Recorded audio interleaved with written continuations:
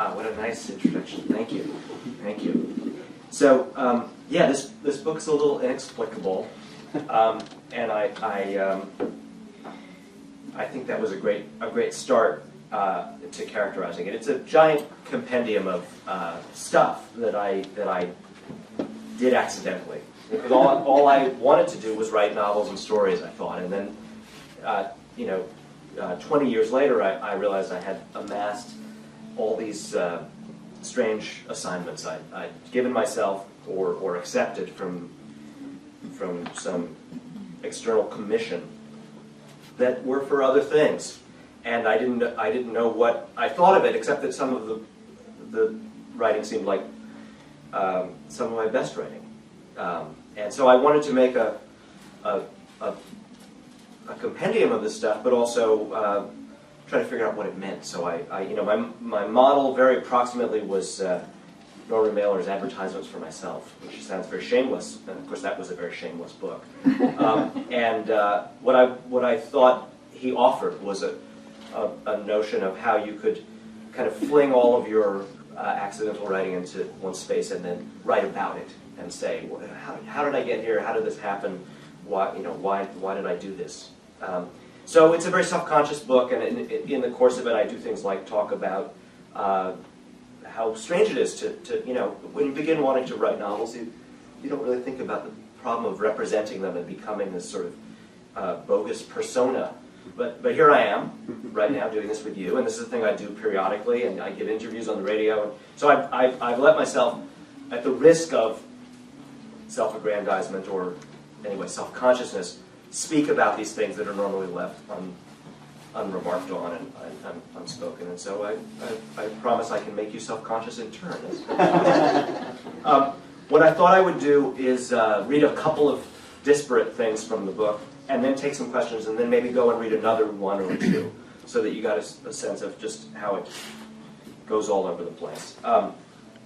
The first thing I have in mind is a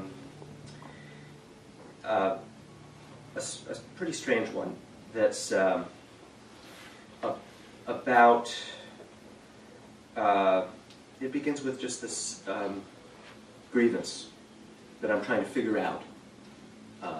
And it actually, in a weird way, this is a 9/11 piece. Because I was thinking about, but it's also now it's an Occupy Wall Street piece. When I go to my computer now, I have this very strange sense of closeness and distance. If I go to like the live feed for Occupy Wall Street, I feel this urgent connection. These people who I don't know are doing something sort of on my behalf that moves me very deeply. And at the same time, I'm doing this terribly mediated, alienating act of looking at grainy figures through a computer screen while, for instance, my own young children are being ignored in the room beside me. So it's a really weird mixture of connection to the human lot and horrible, disconnection simultaneously that I can't figure out. And this piece comes out of that confusion.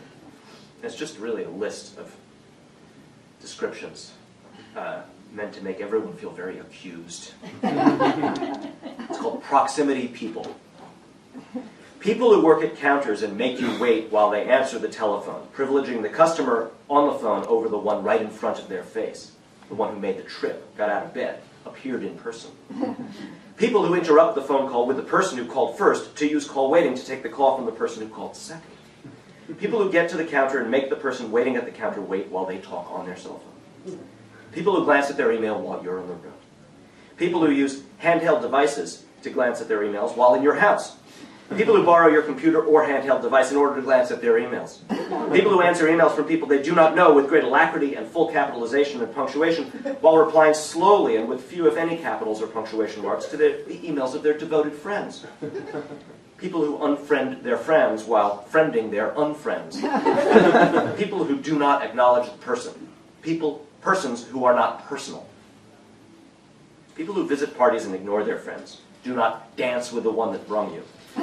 People who have more time, more munificence, more courtesy for strangers than for their friends. Children who love their uncles and aunts more than their father and mother, their cousins more than their siblings.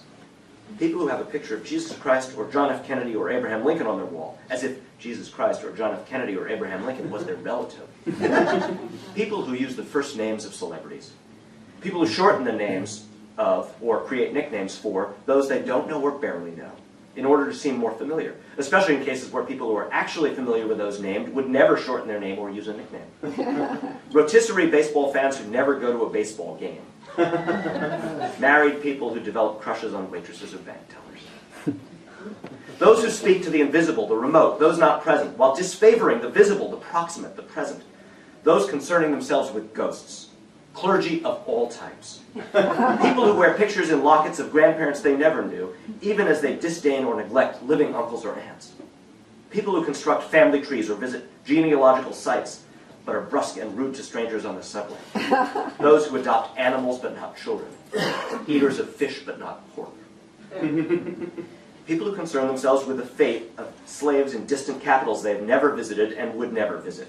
People who read the international section before they read the metro section, or never read the metro section. People who read eagerly of discoveries of planets orbiting distant stars in unreachable galaxies. Anyone interested in SETI, the search for extraterrestrials. People who watch the Oscar telecast but don't go to movies. Lip syncers. Karaokeists. People who read stories about imaginary people while real people stand before them, unsung and unappreciated. People who read stories and experience real emotions while finding it difficult to feel real emotions when presented with the difficulties of their living friends. Science fiction people. Historical reenactors. Pen pals. Those who fall in love remotely, projecting cherished values onto those distant from them, values that they never identify among those nearest to them. Constructors of time capsules.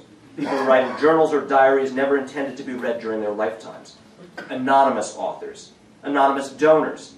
People who comment anonymously on the blogs of their friends. People who at parties glance over your shoulder while they speak to you, searching for a better option. Necrophiliacs. Those studying foreign languages, especially dead languages. Students of Esperanto or Klingon.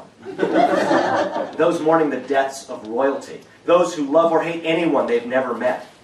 Catholics drinking wine and eating wafer. Readers of secondary sources before primary sources.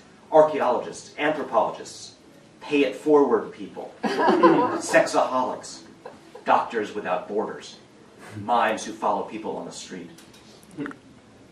People who use time machines to prevent the crucifixion of Jesus Christ or Kennedy or the Kennedy or Lincoln assassinations, but would not use time machines to apologize to those they personally disregarded in 4th or 5th grade. People from the future who use time machines to send lawyers from the future back into the past to place injunctions on the use of the resources of the present because of the effect of diminishing the resources available to those in the future.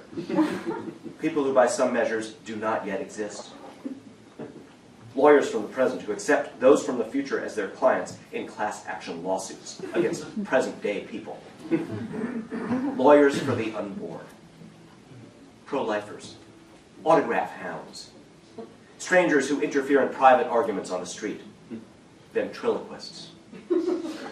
Ventriloquists on the radio.